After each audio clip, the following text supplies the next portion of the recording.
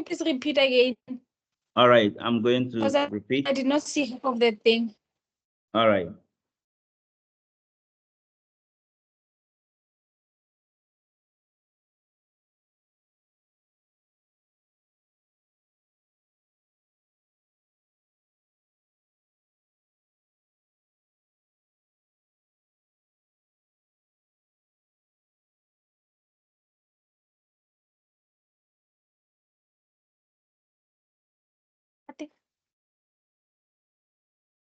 I believe you are muted.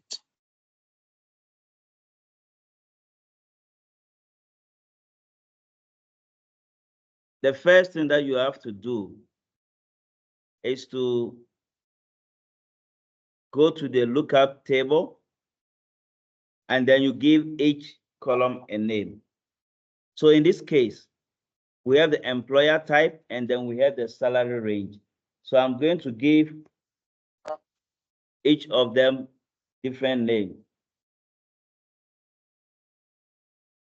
I'll give different names for each.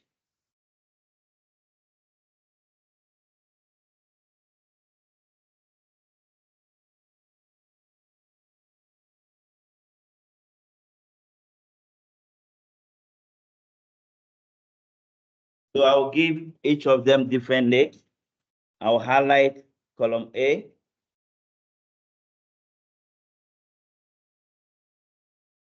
And then give it a name, which I'm going to call it, let's say, I'll right click define name, and then I give it a name, let's say D. And then I go to column B, which is the salary range. I highlight it, right click, define name, and give it a name, let's say E. So you must give each column different name. You give each column different name. Then you go to the cell where you must insert the function, which is H15, equal sign X lookup. As you start typing X lookup, you click on FX here. So the lookup value, like I said, it should always be on the left-hand side of where you are inserting the function, which is the public. The lookup array is the first name that you gave, D. So D will give you the semi-public or private or public. And then the return array, the second name, which is E. You can ignore this one, the match mode. Otherwise, match mode should always be 1. You can ignore it. Yes. Can you like switch the arrays, like put E first and D after? No, you cannot do that because the lookup array, if you put, let's say here to be E, and then this one to be D. The reason being that when you go to your question, the employer type is already there.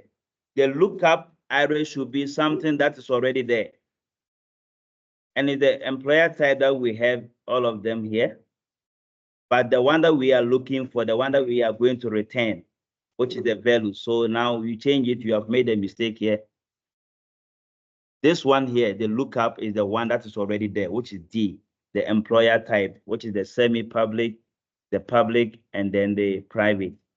Then one that you are going to return, the question says we must bring the salary range, which is the E, the salaries from here. That's the one we are going to bring. So you cannot change it. If you change, it's going to give you wrong answer. Okay, understand. Yeah, thank you. please, you must take note.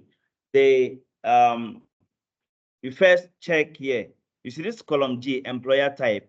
Everybody's having the employer type value, right? So that's the lookup range. Then column H, which is the salary range, this one doesn't have. So this one will become the return array. So when you go to the salary range table, the employer type is the one that every person is having.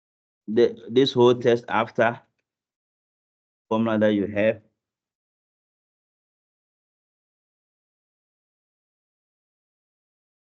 It was supposed to be, we can use building block, but I'm just using this one to show you the text after and the text before. You can use it, very simple to determine it. Those of you who are struggling with the long process with the made and all those things, you can use the text after and text before. Right, or you can say if you say text before, if you say text before, open bracket, it gives you the South Atlantic. That is the text before this one. The text after will give you the one after the open bracket. Or we can say,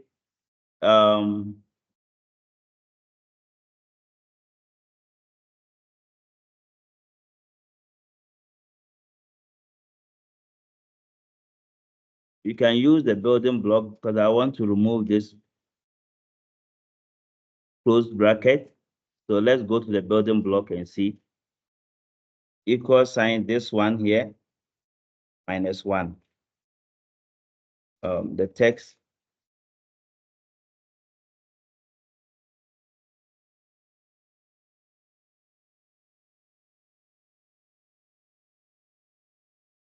You can use the equal sign, the left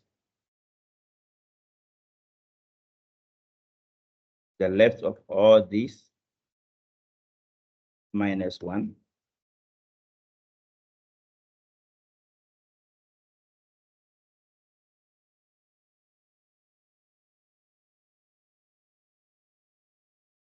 I'm using this one for this question, but I don't want you to be using it. Just use test after and test before. It will work. So here, this is a long process. The left of D11, comma, the length of D11 -1. Then you can now use the test after. But then all that I'm saying is use the test after and test before. Anytime you have this type of question, very simple for you. Test after means you must check where are you extracting it from, after which test. So like here, if I want to do this, go sign test after. Then you click on your FX, the text, you click on the cell, delimiter, which one is separating the one that you are saying after? Here is the open bracket. Then you click OK. Yeah. So if you say the one on the left-hand side is a test before. Right. So this is all about the test after and then the test before. So won't you mark us wrong when you see that open You lose bracket? one mark. You lose one mark. Say. You lose one mark.